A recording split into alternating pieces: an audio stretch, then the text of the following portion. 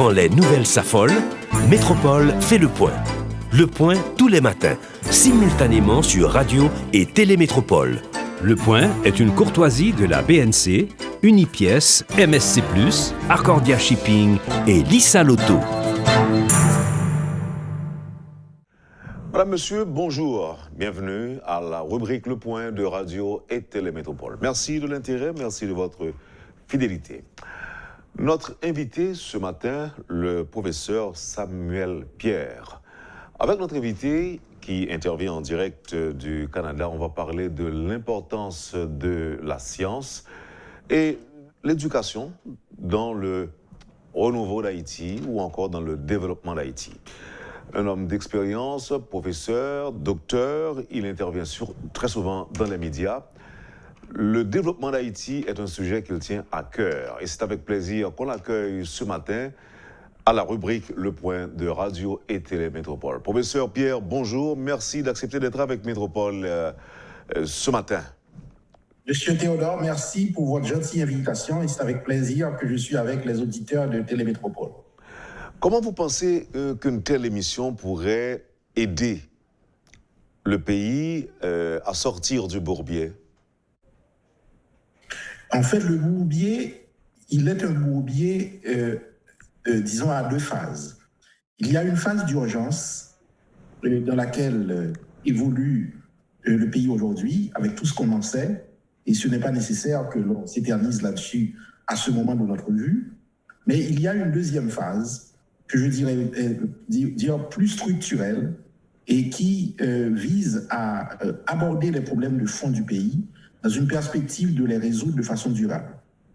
Alors, dans ce contexte-là, je pense que la science peut jouer un rôle important dans le développement d'Haïti, comme elle l'a été pour plusieurs pays, dans le Québec où je vis, mais également d'autres pays comme Taïwan, comme la Corée du Sud, comme même Singapour, et bien d'autres pays qui ont connu la pauvreté et qui aujourd'hui s'en sont très bien tirés avec une économie très prospère. Donc, la pauvreté, ce n'est pas une fatalité. Et le développement, c'est d'abord une affaire de volonté. Évidemment, c'est la toile de fond de l'émission que l'on réalise actuellement, vous et moi. Le rôle de la science dans le développement d'Haïti. On va y arriver dans un instant, mais dites-nous, en tant qu'Haïtien qui vit à l'étranger, comment vous vivez les derniers événements qui marquent l'histoire d'Haïti? Eh bien, M. Théodore, je ne vous le cache pas, je suis très bien placé pour vous le dire en tant que président de Grain Monde, le groupe de réflexion et d'action pour une Haïti nouvelle, avec des branches dans plusieurs pays, dans ce que nous appelons la diaspora, qui est en fait le lieu où vivent des Haïtiens de l'extérieur, donc le Canada, les États-Unis, la France, la Suisse, etc. Eh bien, je suis bien placé pour vous le dire. Le moral est à son plus bas niveau. Quand on regarde les efforts qui ont été faits au cours des années pour que ce pays se porte bien, pas seulement par le GRAN, mais par plusieurs instances, plusieurs groupes d'Haïtiens, aussi bien de l'intérieur que de l'extérieur, et ce qu'on récolte aujourd'hui, c'est une désintégration du pays. Un pays où il ne fait plus bon vivre, un pays où la sécurité des personnes et des biens est menacée à tout instant, chaque jour avec un cran de plus, et nous ne savons pas comment nous en sortir. C'est comme si on aurait perdu le contrôle de notre quotidien. Alors c'est ainsi que nous le vivons. Et je ne dirais pas que ça nous condamne au découragement, mais ça nous fait poser d'énormes questions sur la viabilité même de cette société que nous sommes en train de construire. Vous faites allusion à l'insécurité, à l'instabilité, à la crise sociopolitique? Bien sûr. Une instabilité qui est caractérisée par un peu tout le cocktail que vous avez précisé.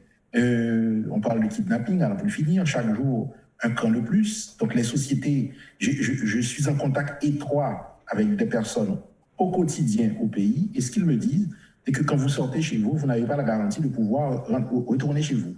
Et ça, c'est triste dans un pays qui a connu la paix à différents moments, même si par instant, il y a des périodes d'instabilité, mais cette permanence qui dure trop longtemps, à mon goût, avec une population qui ne demande qu'à vivre et qui se trouve empêchée par des concitoyens qui menacent leur existence, qui les kidnappent et qui demandent de l'argent en retour. Ensuite, ce que ça fait, ça déconstruit davantage le pays, ça fait disparaître tous les liens sociaux, ça crée une méfiance les uns envers les autres, et en même temps, ça bouche l'avenir, ça compromet l'avenir du pays. On est incapable de parler du futur et de l'avenir d'Haïti aujourd'hui, puisque le présent est trop fortement menacé.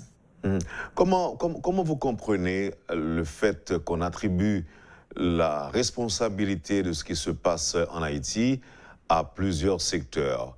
Je veux parler du fonctionnement des gangs, des secteurs qui entretiennent ou encore qui alimentent les gangs à travers des munitions, des armes et autres.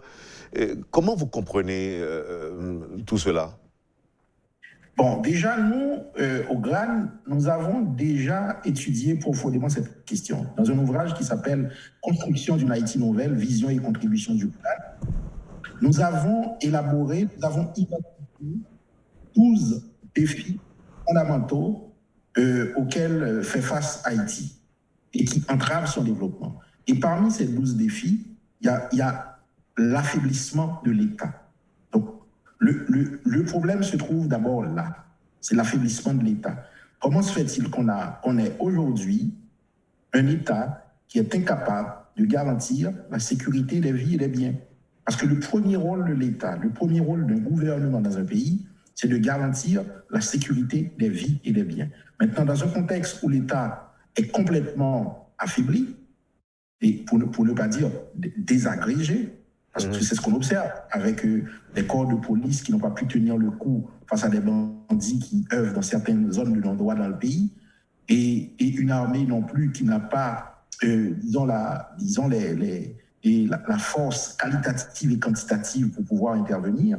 Eh bien, l'État se retrouve, et lui aussi livré à lui-même, donc incapable de produire la sécurité qui est sa raison d'être, qui est sa première mission régalienne, c'est de fournir la sécurité. Maintenant, est-ce qu'il y a des secteurs qui sont derrière? Évidemment, cela ne peut pas se faire sans qu'il y ait des forces organisées qui orchestrent tout ça. D'ailleurs, quand on regarde les lieux où ça se produit, pour la plupart, c'est des lieux où vivent des gens pauvres et très souvent sous-éduqués, qui sont instrumentalisés à des fins lucratives pour créer l'instabilité et voire même pour créer une économie de criminalité. Et cela ne peut pas se faire sans qu'il y ait connivence au plus haut niveau. Non seulement dans les secteurs économiques, mais également dans les secteurs politiques. Parce que Haïti aujourd'hui, on le sait depuis déjà longtemps, Haïti c'est un pays sous embargo. Donc ça veut dire le contrôle d'armes à feu, la circulation d'armes à feu est contrôlée. Maintenant, comment se fait-il qu'on n'est pas capable de contrôler les entrées de ces armes? Haïti ne produit pas d'armes, Haïti ne produit pas de munitions. Pourquoi aujourd'hui on a autant d'armes qui circulent et bien plus encore une alimentation continuelle en munitions? Donc ça prend une complicité de haut niveau pour le faire. On peut toujours réagir en disant on constate. On peut toujours réagir par des anecdotes en racontant la dernière personne ou le dernier groupe de personnes qu'on vient de kidnapper.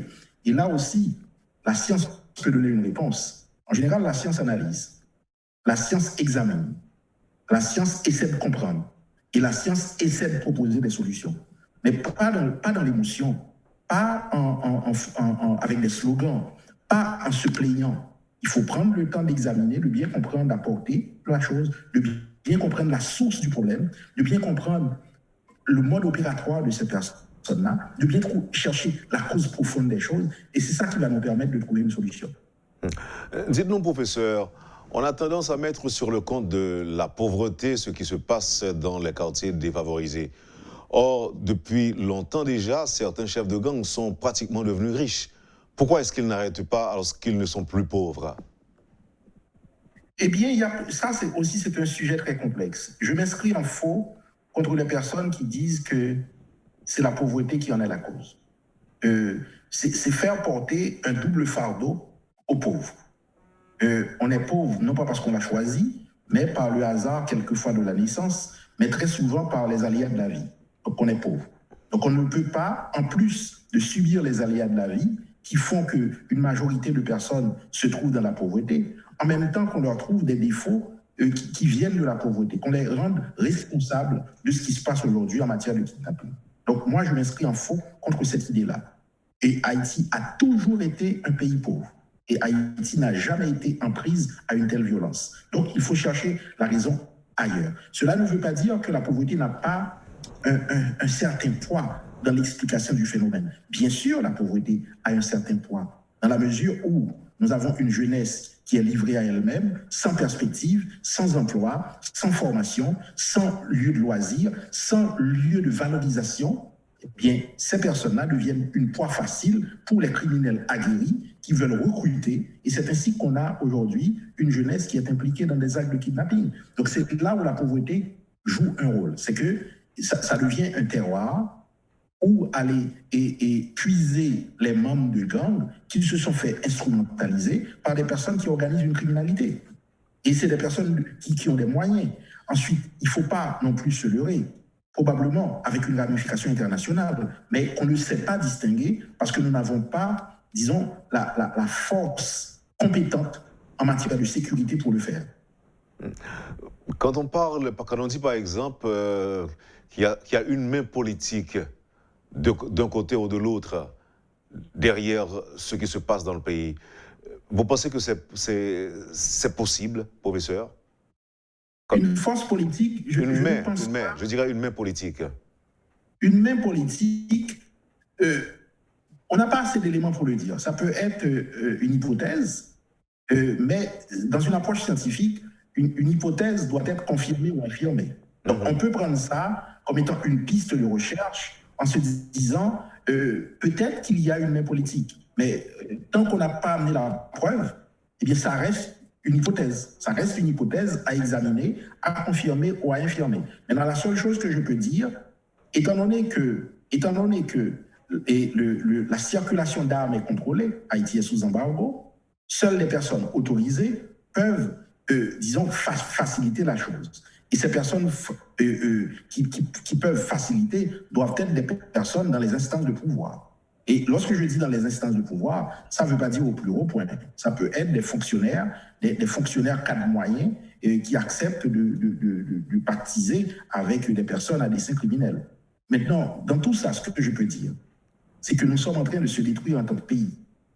Parce que même les personnes qui acceptent, moyennant rémunération, de participer à de tels méfaits, ils sont en train de détruire le pays où ils vivent. Ils sont en train de détruire la société qui les a vus naître. Ils sont en train de détruire l'avenir de générations futures.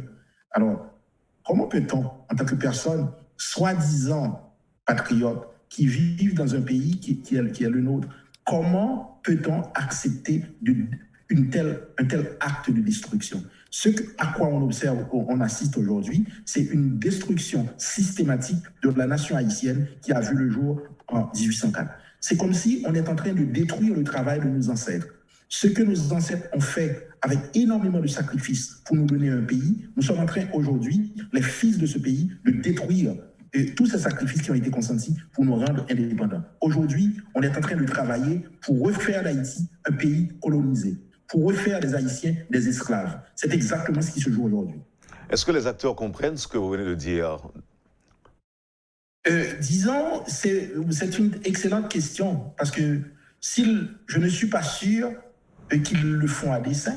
Peut-être qu'ils le font parce qu'ils ne comprennent pas. Parce qu'ils ne comprennent pas. Ce qui se joue aujourd'hui, vous m'avez posé la question tout à l'heure, comment on vit la chose de l'extérieur. Dans les sociétés occidentales, quand on regarde Haïti, on dit « Ah, de toute façon, c'est un cas perdu. C'est un pays qui est incapable de trouver sa voie. Peu importe l'investissement qu'on fait dans ce pays, ça ne va pas rapporter. Donc la seule chose que l'on peut faire, c'est de les laisser avec leurs problèmes. » Et c'est ce qu'on est en train de vivre aujourd'hui. On nous abandonne à notre sort en disant que nous ne savons pas ce que nous voulons. Nous sommes constamment en train de verser dans l'instabilité. Nous travaillons à nous détruire nous-mêmes. Donc ce n'est pas aux autres forces extérieures de vouloir s'immiscer dans les affaires d'un pays qui ne veut pas retrouver sa voie. Donc c'est ainsi l'analyse qui en est faite. Maintenant, les personnes qui le font, probablement il y a une économie derrière ça. Parce qu'il y a toujours des personnes qui s'enrichissent sur le malheur des autres. Donc ces personnes-là, eh bien, ils ne font pas cas de la population. Quand on kidnappe des petites gens de la rue qui font de petits commerces, quand on kidnappe des personnes qui n'ont rien à voir avec la politique, qui ne demandent qu'à vivre et qui prennent tous les jours le chemin de la rue pour aller chercher de quoi à manger, on les kidnappe. Donc, Qu'est-ce qu'on fait par de tels gestes? Vous êtes en train de détruire le vivre ensemble, qui est la caractéristique de base d'une société qui veut connaître le progrès. Maintenant qu'on est encore dans ce bourbier, et vous pensez que l'éducation, en fait, qu'on peut résoudre ce problème par l'éducation ou, de manière plus large, par la science. Alors, arrêtons-nous un peu à l'éducation. Oui, d'abord, à l'éducation. Quand nous parlons... D'abord, je vais vous dire que c'est le credo du GRAN, le groupe de réflexion et d'action pour une Haïti nouvelle. Et il ne peut pas y avoir de changement dans la société sans l'éducation. Oui, mais quelle éducation? On parle de quoi, professeur? Je vais y revenir. Je vais y revenir. C'est un postulat. Il ne peut pas y avoir de développement sans éducation. Oui. Maintenant, on va revenir sur la qualité de l'éducation. Mais je vais dire pourquoi d'abord. Pourquoi l'éducation? Quand on regarde ce qui se passe aujourd'hui, on est une société dans laquelle on est incapable de se parler. On est incapable de se parler. On ne veut pas, professeur, ou on ne peut pas? On est incapable. On est incapable. On est incapable. C'est pas qu'on ne veut pas, on est incapable. On est incapable. Le fait de rester ancré dans sa conviction qu'il ne faut pas se parler, ça veut dire qu'on n'est pas capable de se parler. On n'est pas capable de se parler. C'est pas qu'on ne veut pas, on n'est pas capable de se parler. Parce que pour se parler, il faut savoir quoi se dire. Il faut savoir quoi se dire. Sinon, on va être l'un en face de l'autre et muet, parce qu'on ne sait pas quoi se dire. Sinon, s'insulter. Comment se fait le dialogue? On a deux protagonistes. On a un contentieux à régler. Eh bien, chacun exprime son contentieux et en toute bonne foi, et l'autre fait valoir son point dans une quête de vérité, dans une quête de raison. Et c'est ce que j'appelle apprendre à se parler. Maintenant, là, je reviens sur l'éducation. Pourquoi l'éducation, c'est le problème? Pourquoi il faut passer par là? Et je m'empresse aussi de dire que c'est ce refus d'investir dans une éducation authentique qui a mis le pays là où il est aujourd'hui. Nous avons une éducation qui n'est pas partagée. Nous avons une éducation qui est inégale d'un coin du pays à l'autre. On a un système éducatif mais qui est inégal. Et l'éducation qu'on donne à nos enfants n'est pas une éducation authentique. On les apprend. Je vous donne un point de culture dans le milieu. La notion de responsabilité. La notion de responsabilité. Ça s'apprend à l'école. Hein. Ça s'apprend par une bonne éducation. Dans notre culture, on a appris tous les jours à dire une chose. Et c'est pas faute pas moi. C'est pas faute moi. Ce n'est pas de ma faute. Donc quand ce n'est pas de ta faute, c'est de la faute des autres. Donc ça veut dire que tu n'assumes pas tes responsabilités. Donc on a une éducation qui ne nous permet pas de reconnaître nos torts, qui ne permet pas d'assumer nos responsabilités. On se défile constamment en disant que c'est les autres qui n'ont pas fait. C'est pas moi, c'est les autres. Alors, enfant, on a appris à être comme ça. Quand on devient citoyen, on agit de la même manière parce que c'est ce qu'on a appris à l'école. Ensuite, quand on arrive directeur, eh bien, on fait la même chose. Quand on arrive ministre et président, on fait la même chose. Personne n'est responsable. C'est toujours la faute des autres. C'est la même chose sur le plan national. Aujourd'hui, c'est la communauté internationale qui est responsable du malheur du pays. Et cette notion de communauté internationale, elle a toujours existé. Et ceci pour tous les pays. Pourquoi Haïti n'est pas capable de retrouver sa voie malgré les obstacles pouvant être causés par la communauté internationale? Ce qu'il faut comprendre, c'est que cette communauté internationale, c'est un regroupement de pays. Ces pays-là ont des intérêts nationaux à sauvegarder. Pourquoi ils viendraient défendre les intérêts d'Haïti? C'est aux Haïtiens de défendre les intérêts d'Haïti.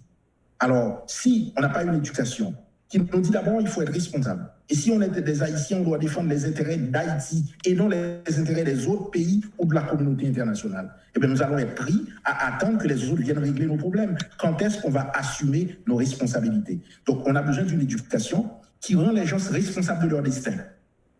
Et cette responsabilité envers son destin nous force à nous mettre ensemble pour trouver des solutions à nos problèmes collectifs. Et c'est ça qu'on ne sait pas faire. Nous avons une éducation qui nous apprend à être individualiste. On pense à soi. On pense à trouver la solution à son petit problème en fuyant le problème collectif. Et c'est ce qu'on a fait et c'est ce qui fait aujourd'hui, on a du mal à se retrouver. On a du mal à bâtir des stratégies pour sortir ensemble d'un problème qui nous importune. Donc notre éducation est à la base de ce refus de dialoguer ou est-ce qu'on ne peut pas dire que Oui, c'est un problème Monsieur culturel? Théodore, je me rappelle, j'ai vécu en Haïti dans mon adolescence. J'ai toujours vu que dans notre pays, quand on n'est pas d'accord avec quelqu'un, on refuse de lui parler. Quand on n'est pas d'accord avec quelqu'un, on refuse de lui parler. On dit « Ah, Magan, il m'a dit un tel. Magan, il m'a dit un tel. » Or, s'il y a des problèmes, il faut se parler. Il faut se parler ne serait-ce que pour faire valoir son point, que pour exposer le problème, pour exposer le mal que la personne nous a fait. Mais si vous dites que vous n'avez pas à lui parler parce qu'il m'a fait du mal, alors comment va-t-on se comprendre jusqu'à temps que la personne, si elle est de bonne foi, s'amende, accepte qu'il t'a fait du tort et accepte de réparer le tort? Donc ça, c'est un problème d'éducation. Culturel aussi, On n'a psychologique. pas appris à dialoguer. Culturel, psychologique aussi, non? Oui, psychologique aussi, mais psychologique alimenté par la culture. Alimenté par la culture dans le sens que c'est mal à tête que d'accepter d'aller parler à son ennemi. Parce qu'on a une culture de gros poignettes. Chacun veut montrer ses muscles pour dire que son est kitschak, va plaisanter avec nègre. Oh, c'est pas ça l'idée. Quand on a un pays, nous avons 12 millions de personnes qui ne demandent qu'à vivre sur le territoire. Nous avons rendu invivable la vie de ces personnes par nos égos surdimensionnés. Donc, c'est des personnes qui sont en position de pouvoir, qui refusent de prendre les moyens pour assumer leurs responsabilités face à ces 12 millions de personnes et qui jouent avec leur avenir. Parce qu'ils ne veulent pas se parler.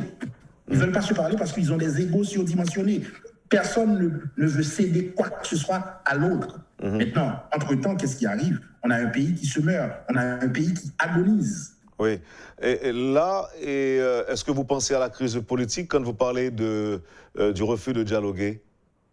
Ah, mais bien sûr. Bon, le dialogue, il faut dire que ce n'est pas un dialogue seulement conjoncturel. Aujourd'hui, si on avait l'habitude de dialoguer, peut-être que le problème ne serait pas rendu là. On aurait déjà trouvé une solution par le dialogue. Le problème, c'est qu'on n'a jamais valorisé le dialogue comme voie de sortie de crise.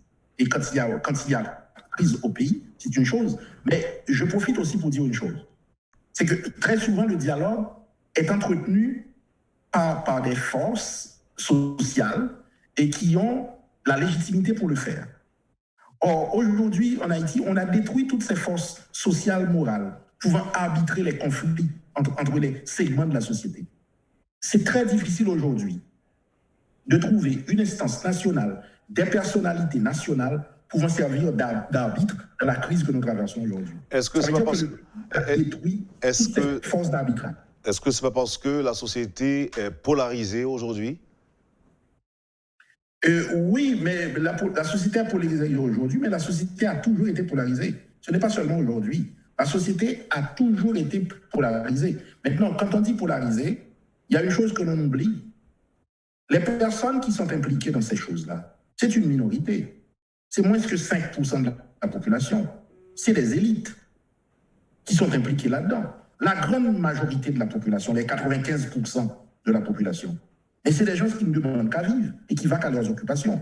Maintenant, ils se trouvent devant l'impossibilité de le faire parce qu'il y a une minorité de personnes agissantes, une minorité agissante qui crée le bordel et qui envenime l'existence quotidienne des personnes.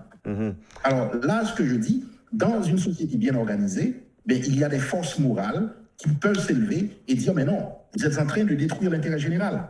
Il faut qu'on s'assoie ensemble pour essayer de trouver une solution pour sortir de cette crise-là qui envenime l'existence de toute la population. Mais on est incapable de le trouver.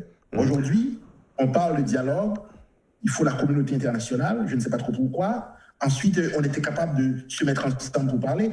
Et lorsque je le dis, ce n'est pas seulement, je ne parle pas seulement des politiques, hein, parce que trop souvent, on a tendance à faire croire que tous les problèmes viennent de la politique. Ce n'est pas vrai. Et oui, il y a le gouvernement, oui, il y a l'opposition, mais il y a aussi une société civile.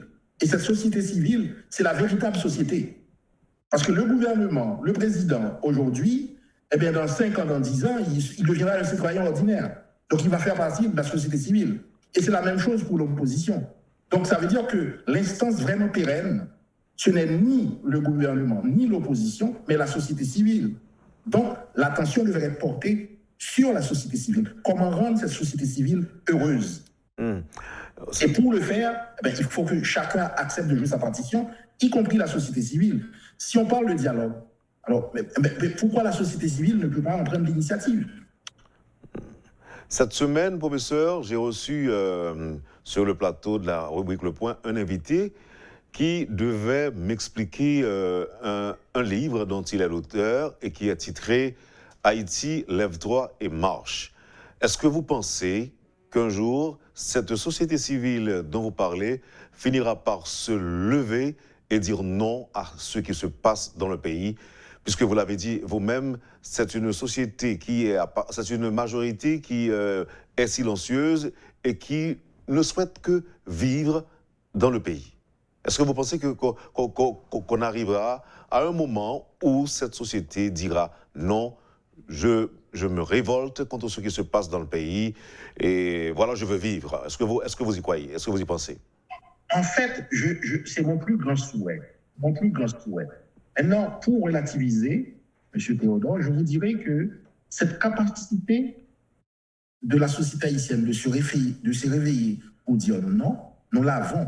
Elle est quelquefois mise en veilleuse, quelquefois dans une position léthargique, mais elle existe bien. À tous les grands moments de l'histoire, la société haïtienne s'est dressée pour dire non. Et 1986 en est un exemple. Et on en a eu d'autres par la suite. Donc nous avons cette capacité. Mais étant donné qu'elle n'est pas entretenue, étant donné que cette capacité est plutôt réactive plutôt que proactive, c'est ce qui nous crée des problèmes aujourd'hui. C'est qu'on attend d'être pris jusqu'au cou pour montrer notre capacité de nous réveiller. On n'est pas habitué à l'anticipation. Ce que j'appelle l'anticipation, c'est la capacité de dire, en tant que société, cette voie-là, si nous la prenons, ça va nous mener vers la catastrophe. Et il faut éviter d'aller là et mener la bataille en amont pour que nous ne rentrons pas dans cette voie. C'est un petit peu ce qui se passe aujourd'hui par rapport à la Constitution, par exemple. J'ai vu des forces s'élever pour dire qu'il ne faut pas aller dans cette direction. Donc cette capacité-là, nous l'avons. Maintenant, nous l'avons de façon sélective. Nous choisissons les dossiers sur lesquels on veut faire de l'anticipation. Mais non, pour que le pays se porte bien, il faut que sur tous les plans, qu'on soit capable d'anticiper, d'être proactif, plutôt que d'être réactif. On attend que le malheur s'abatte sur nous pour essayer de trouver des solutions. Mais il est déjà trop tard. Si on prend l'exemple de l'insécurité et du kidnapping, mais la société aurait dû, par ses instances constituées, se pencher sur la question en disant, de façon récurrente, de temps à autre, on a une remontée d'insécurité et de kidnapping. Mettons-nous à la tâche, réfléchissons, essayons de comprendre ce qui se passe, pour voir comment se développe ce méfait-là dans la société haïtienne et prendre les dispositions qui s'imposent pour juguler ces méfaits. Mais malheureusement, on attend que ça frappe tout le monde, que tout le monde est pris jusqu'au mur, dos au mur, pour pouvoir commencer à en faire du souci. Donc, on est réactif. Il y a des gens qui pensent aussi que seul l'international peut nous aider à faire face à ce problème de kidnapping. C'est pas votre point de vue? Absolument pas. Absolument pas. C'est quoi la communauté internationale? C'est un regroupement de pays. Vous l'avez dit. C'est un regroupement de pays qui ont des intérêts particuliers, qui ont des intérêts nationaux. Pourquoi ils devraient s'occuper d'Haïti? Pourquoi? Les Haïtiens, qu'est-ce qu'ils font? Nous avons des députés, nous avons des sénateurs, nous avons des dirigeants, nous avons des ministres qui sont d'Haïtiens, qui sont des patriotes, qui sont des dessaliniens. Eh bien, c'est à eux de résoudre les problèmes. Maintenant, une fois dit, si on a besoin d'aide, oui, on peut le demander. Mais nous n'allons pas nous fermer les yeux, nous occuper de nos petites affaires et dire à la communauté internationale de venir régler le problème pour nous. Et ça fait partie de la notion de responsabilité que j'ai mentionnée tout à l'heure. Une éducation qui nous dit, quand on est responsable, on est responsable. Tu ne peux pas envoyer la facture à l'autre. Tu dois payer la facture. S'il y a une facture pour régler le problème de l'insécurité, il faut que les responsables d'Haïti assument cette facture. On peut toujours dire qu'on n'a pas les moyens aujourd'hui, qu'on n'a pas tous les moyens pour le faire, mais on ne peut pas, en toute décence, envoyer la facture, la responsabilité à la communauté internationale. C'est aux Haïtiens de se mettre ensemble et je suis convaincu que nous en sommes capables. Je suis convaincu que nous en sommes capables pourvu qu'il y ait une volonté conséquente de le faire. Même le rôle de médiateur, vous ne souhaitez pas que la communauté internationale s'implique pour nous aider à résoudre la crise? Mais pourquoi moi j'ai vu des sociétés qui ont eu des problèmes, c'est pas la communauté internationale qui s'est investie pour le faire. La communauté internationale peut être observatrice, peut être témoin des échanges, mais elle ne peut pas prendre l'initiative. Ensuite, n'oubliez pas, on est tellement fiers de notre liberté, de notre indépendance, pourquoi s'en remettre à la communauté internationale pour régler des problèmes nationaux? À des moments, quand on est vraiment mal pris, on fait appel à la communauté internationale. Et quand on est un peu moins bien pris, on se revendique de sa ligne en disant que nous avons notre souveraineté. Donc, soyons cohérents. Oui, la communauté internationale, où ce qui tient le rôle, peut aider en étant observateur. Mais ne comptez pas sur la communauté internationale pour régler. Pour moi, c'est un abandon de cause et qui ne fait pas honneur à ce pays qui a pu naître en 1804. En 1804, ce sont les Haïtiens qui se sont mis ensemble pour se dresser contre le système esclavagiste. Alors, la solution passe par là. Autrement dit, nous n'avons pas à recréer un autre modèle. Le modèle, nous l'avons déjà. Nous nous sommes dit, nous avons un système esclavagiste qui ne fait pas notre affaire, nous n'en voulons pas, eh bien, nous allons prendre les dispositions en tant que peuple pour en sortir. Et c'est ça qu'il faut faire. Le rôle... Mais donc, cela ne veut pas dire que la communauté internationale ne pourrait pas nous donner une quelconque aide, mais l'initiative, le leadership doit venir d'Haïti. Le rôle de la science dans l'éducation, c'est le prochain thème qu'on aura donc à débattre au retour, qu'on aura donc à aborder au retour. Je vous dis par là, professeur, que nous devons observer la pause. Merci encore une fois de votre disponibilité. Vous suivez, mesdames, messieurs, la rubrique Le Point de Radio et Télémétropole. Notre invité ce matin, le docteur Samuel Pierre. On observe la pause et à tout de suite. Le Point est une courtoisie de la BNC, Unipièce, MSC+, Arcordia Shipping et Lisa Lotto. Bienvenue, madame, monsieur, à la deuxième partie de la rubrique Le Point de Métropole.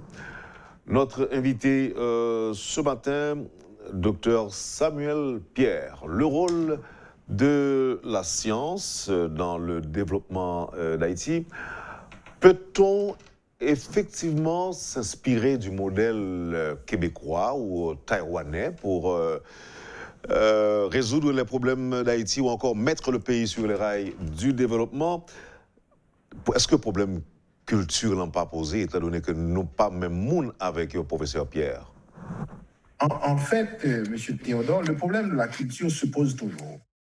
Dans le sens qu'il faut construire sur notre culture, mais j'ai un commentaire à faire par rapport à la culture.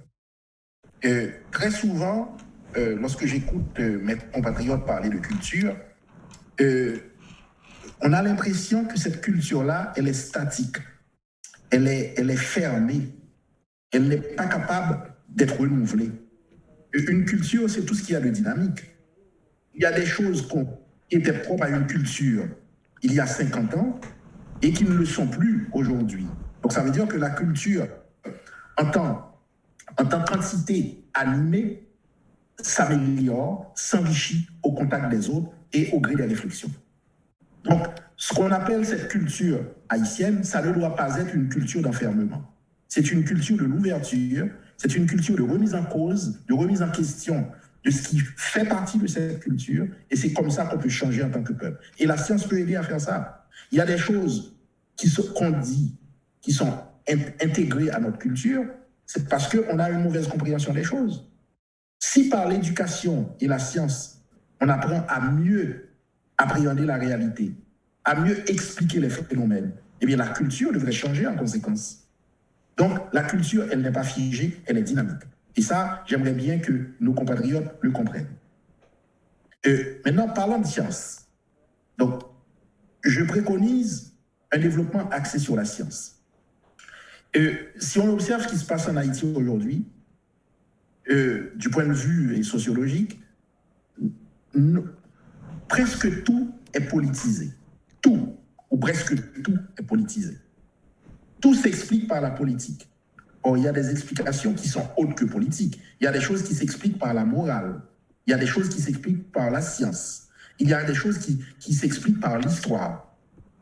Alors, comment se fait-il qu'on ramène tout à une explication politique? Quelqu'un va à l'école, il n'a pas réussi son examen, il est à l'université, il n'a pas réussi, eh bien, on accuse le prof que ne pas quitter Petite Soyette et vient dans l'université, puis au diplômé. Mais c'est quoi l'affaire? Si tu n'as pas les compétences académiques qu'il faut, on ne peut pas vous laisser passer. On ne peut pas vous laisser passer, même si vous êtes fils ou fille de Soyette. D'ailleurs, on ne vous rend pas justice en le faisant, parce qu'on va former des personnes analphabètes et qui portent un diplôme. Ça va dévaloriser les autres diplômes. Donc, cette approche politicienne de la chose ne convient pas. Dans une approche scientifique, on pose des bonnes questions et on essaie de trouver une réponse axée sur la science au problème qui est posé. Je vous donne un exemple simple d'application, de mélange inopportune de politique dans des choses qui ont une allure scientifique. On parle beaucoup en Haïti de découpage électoral. Combien de députés qu'on doit avoir? Alors, il y en a qui disent c'est 99, et après, on fait passer ça à 119. Comment on le fait? Eh bien, on le fait sur la base de considérations politiques. Or, il y a une science qui permet de faire ça. Il y a un domaine qui s'appelle la recherche opérationnelle et qui examine ce problème-là de découpage électoral, qui est un problème scientifique. Et comment se pose le problème? Vous avez une population de 12 millions, répartie sur un territoire de 27 000 km². Comment faire pour que ces 12 millions de personnes réparties inégalement sur 27 000 km² puissent avoir un représentant en respectant le principe d'égalité des votes? Autrement dit, faire en sorte qu'un député ne représente pas 50 000 personnes alors qu'un autre représente 500 000 personnes. Parce que si un député représente 50 000 et un autre député représente 500 000, ça veut dire le député qui représente 50 000, le citoyen qui est dans cette commune-là est 10 fois plus important que le citoyen qui est dans l'autre commune où il y a 500 000 électeurs pour un député. Donc voilà une question scientifique. Comment le régler? Eh bien, la recherche opérationnelle a une solution pour ça. Comment faire pour faire un découpage qui tient compte de la couverture géographique totale, mais avec un nombre d'électeurs à peu près équivalent, quitte à augmenter la surface de responsabilité du député en question. Ça, c'est une question scientifique qu'on sait résoudre. En Haïti, on le résout par la politique. En ignorant cela, je vous donne un autre exemple de science. Dans la Constitution de 1987, qui est quand même une de nos meilleures constitutions, eh bien, il y a des règles là-dedans, il y a des éléments d'inconsistance et qui pourraient être levés en faisant une analyse de consistance. L'analyse de consistance, ça existe dans la science.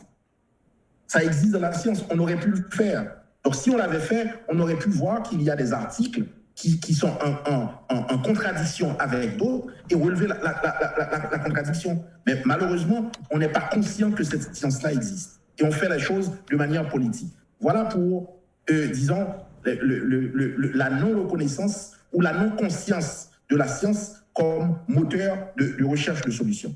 Maintenant, si on revient sur le cas du Québec. Le Québec, c'est une population de 8,5 millions d'habitants sur un très grand territoire, qui était, il y a 60 ans, qui était un pays, je ne dirais pas pauvre, mais avec des moyens très peu limités, des moyens intellectuels surtout. Eh bien, ce qu'ils ont fait, eh bien, ils ont pris les dispositions nécessaires pour investir dans l'éducation, en mettant en place un réseau universitaire qui couvre l'ensemble du territoire et qui permet aux Québécois francophones de pouvoir accéder à une meilleure éducation. Et la société munie de cette population plus éduquée, eh bien, a pu faire le développement que l'on connaît aujourd'hui. Aujourd'hui, le Québec a un développement extraordinaire par rapport à ce que le Québec était il y a 60 ans. Un pays comme Taïwan, qui fait à peu près la même superficie qu'Haïti, avec à peu près la même population, était il y a 60 ans un pays aussi pauvre qu'Haïti. Eh bien, aujourd'hui, Taïwan compte parmi les 30 plus grandes économies du monde. C'est la même chose pour Singapour, c'est la même chose pour la Corée du Sud. Ce qu'ils ont fait, ils ont investi massivement dans l'éducation, notamment l'éducation à la science. Taïwan a créé un réseau d'universités technologiques qui permettent de développer la science et la technologie, a produit des pièces électroniques surtout, qui se vendaient à la grandeur de la planète, et de cette manière, ils ont généré de la richesse qu'ils ont impulsée dans l'économie du pays, et dès lors, de pays pauvres, ils ont atteint un autre statut de pays développés grâce à la technologie et à la science. C'est la même chose qu'a fait la Corée du Sud. C'est la même chose. Même un pays comme le Brésil, et là je parle d'efficacité gouvernementale, et sans égard et au type de régime politique qui existe. Le Brésil a connu la dictature. Mais pendant la dictature, personne n'aime la dictature, sauf peut-être les esprits un peu excentriques. Personne n'aime la dictature, mais cette dictature-là, en fait, que la grande majorité n'en voulait pas, ils ont créé 22 universités technologiques au Brésil pendant leur règne. Donc ça veut dire que même lorsqu'on choisit le mauvais régime politique, en l'occurrence la dictature, eh bien, il y a quand même une efficacité qui nous permet de faire des choses. Or, en Haïti, ce qu'on observe, peu importe la nature du gouvernement, qu'il soit de gauche ou de droite, dictatorial ou démocratique, il n'y a pas d'efficacité, il n'y a pas de résultat. C'est que le pays s'engouffre quotidiennement dans la pauvreté, et ceci indépendamment du régime politique que l'on choisit, indépendamment de l'idéologie qui préside à ces gouvernements. Donc, là où la science peut jouer un rôle, c'est de dire, il y a des choses qui relèvent de la politique, il y a des choses qui relèvent de la science. Et il faut qu'on soit conscient des choses qui relèvent de la science pour ne pas vouloir les résoudre politiquement. Et pour cela, ça prend une éducation à la science. Oui, mais cette éducation doit être la priorité des décideurs. Oui, ça doit être la priorité des décideurs. Mais je dirais mieux, M. Chimèdor, dans n'importe quel pays démocratique surtout, dans les pays dictatoriaux, les personnes prennent le pouvoir pour 30, 40 ans, 50 ans. Dans un régime qui se veut démocratique, eh bien, la durée de mandat est limitée dans le temps. 4 ans, 5 ans, 6 ans. Donc, le réflexe d'un gouvernement établi, c'est de vouloir faire des choses qui lui permettent de capitaliser aux prochaines élections. Or, un système éducatif, quand tu commences à faire des modifications là-dedans, le résultat, on le voit dans 14-15 ans. C'est-à-dire le temps que les premières générations d'enfants sortent du nouveau système. Alors ça intéresse très peu les gouvernements démocratiques, très peu. Oui, mais est-ce que cette considération... Une question de ce genre ne doit pas être laissée au seul contrôle du gouvernement. Ça doit être l'affaire de la société qui dit, nous sommes dans la pérennité, nous sommes dans la longue durée. Et puisqu'on est dans la pérennité et dans la longue durée, nous devons être les chiens de garde de cette affaire et non laisser ça à un gouvernement dont le mandat est bien spécifié dans le temps. Je suis élu pour 5 ans, mais je vais faire des choses pour lesquelles les résultats vont apparaître dans 4 ans, de manière à pouvoir capitaliser sur ces résultats pour me faire réélire. Donc, l'avenir de la société, l'avenir à moyen terme et à long terme intéresse très peu les gouvernements. Donc, c'est à la société civile de s'en occuper. Est-ce que cette considération n'est pas relative, professeur? Évidemment, on est d'accord quand vous faites le rappel qu'il y a des gouvernements dictatoriaux qui donnent des résultats. C'est le cas, par exemple, de certains pays asiatiques. Mais oui, dans d'autres pays occidentaux, ça marche aussi avec des régimes, entre guillemets, dits démocratiques et qui ont, qui ont des mandats présidentiels bien déterminés. Par exemple, les États-Unis, la France et autres. L'exemple du Brésil que vous avez avancé est bien aussi, professeur, mais pendant les régimes dictatoriaux au Brésil, on a eu plusieurs universités qui avaient été construites.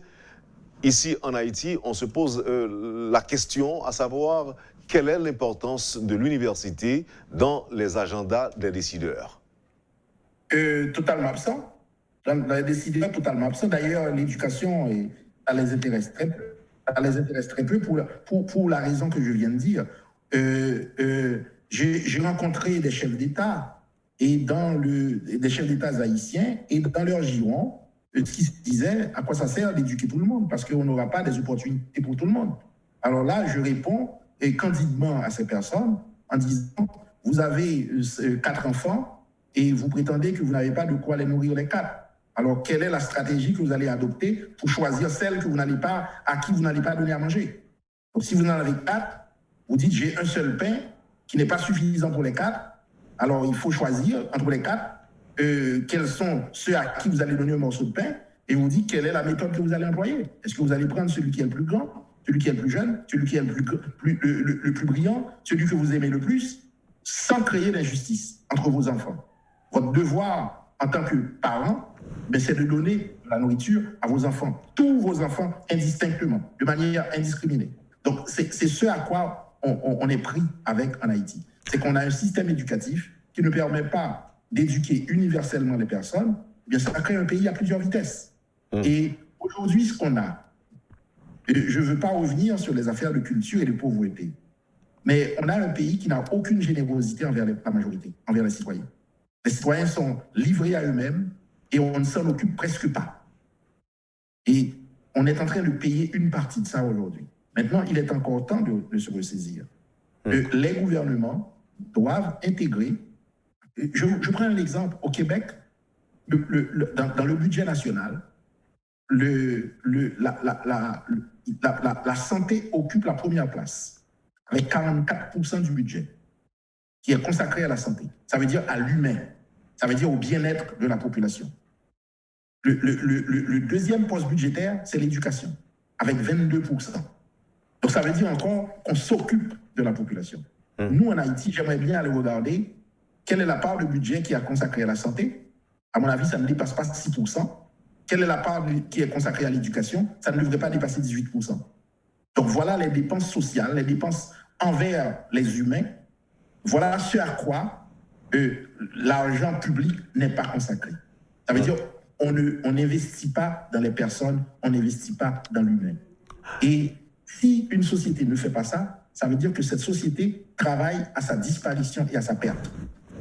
Vous parliez tantôt de découpage électoral. Il y a un conseiller du président qui vient de m'envoyer quelques lignes justement pour dire que cette question est traitée dans l'avant-projet de constitution, où le découpage se fait par...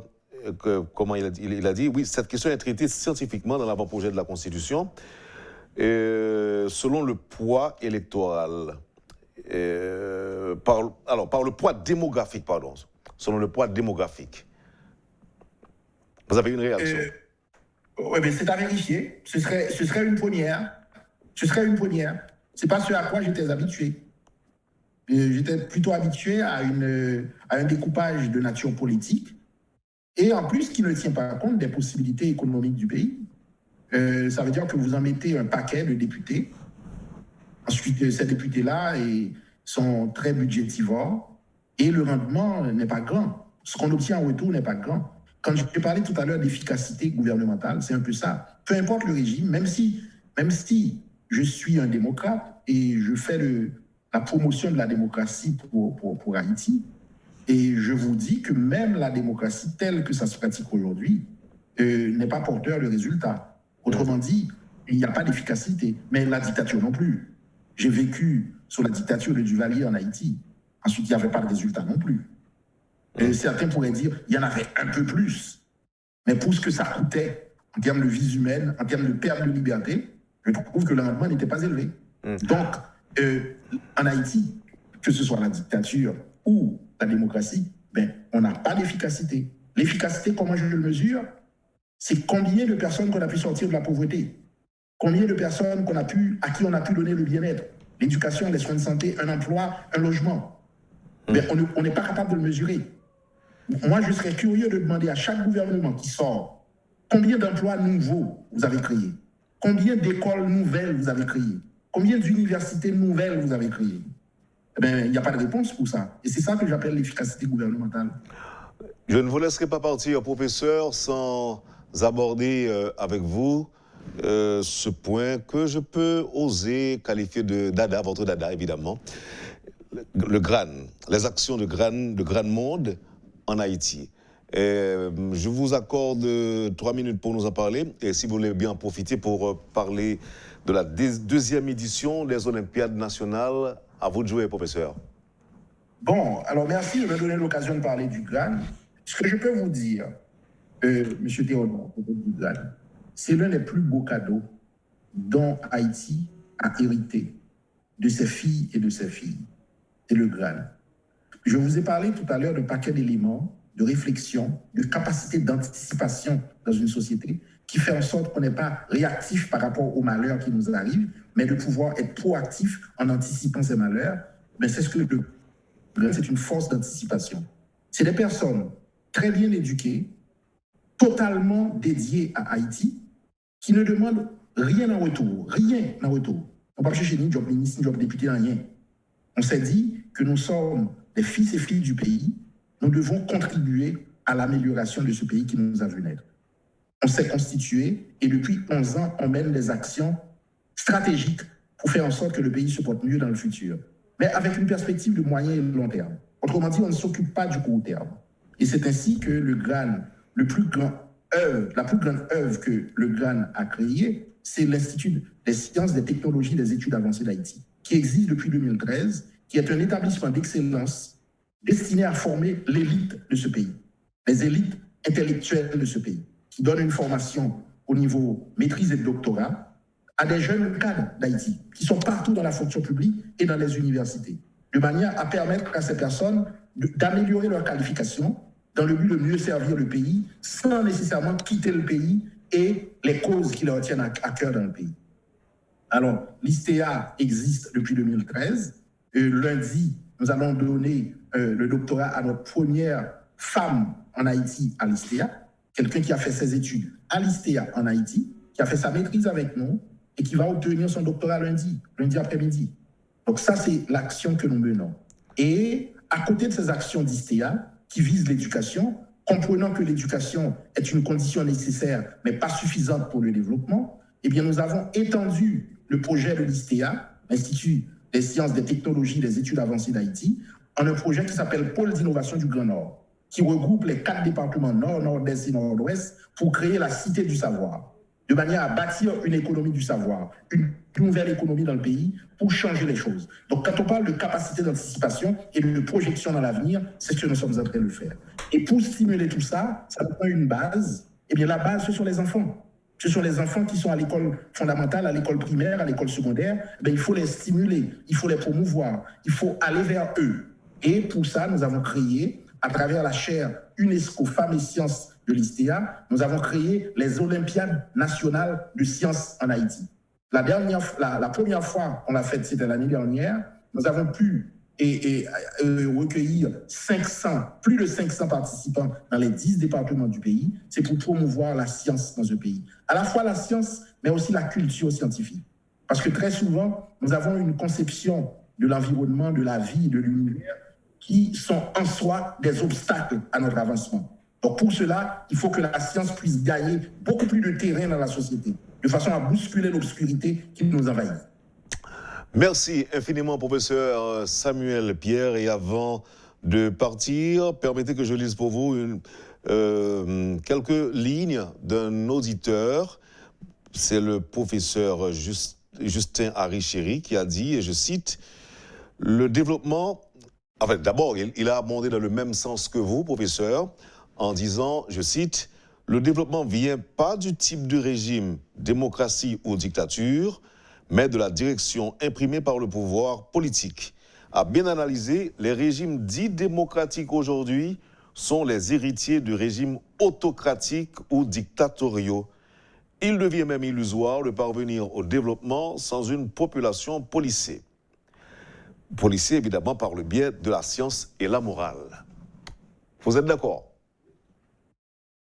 Parfaitement d'accord avec l'idée, c'est que normalement, Haïti cherche sa voie. On alterne, on a connu tous les régimes.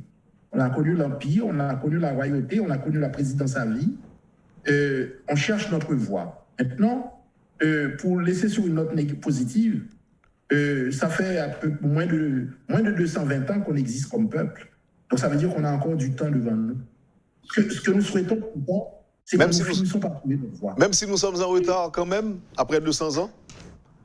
Comment? Même si nous sommes en retard, puisque là vous parlez des 200 ans, des 200 ans d'existence. Ça dépend de l'échelle du temps. Ça dépend de l'échelle du temps. Très souvent, en Haïti, on pense que le temps, c'est le temps que nous vivons nous-mêmes. Non, le temps, ce n'est pas le temps que nous vivons nous-mêmes. Si on prend un pays comme l'Égypte, c'est un pays plus que millénaire, et pourtant il y a des problèmes encore à régler. Si on prend un pays comme la Grèce, c'est un pays plusieurs fois millénaire, et pourtant il y a encore des problèmes à régler.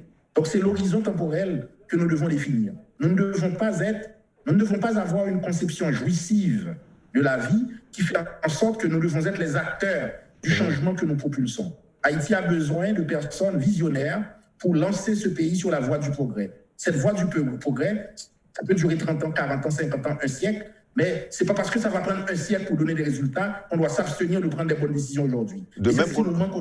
De même qu'on doit cesser d'être passéiste aussi, professeur. C'est un nouveau homme d'État capable de se projeter dans le temps. De même qu'on doit cesser d'être passéiste aussi, professeur. Ah, mais bien sûr, il faut absolument rompre avec ce passéisme. Nous passons tout notre temps à dire combien on était un grand peuple et qu'on a fait la plus grande révolution au monde. Ça ne suffit pas. Et ça ne sert à rien non plus de parler. Les résultats d'aujourd'hui, il n'y a pas matière à être fier. Merci encore une fois, professeur Samuel Pierre, et à une prochaine.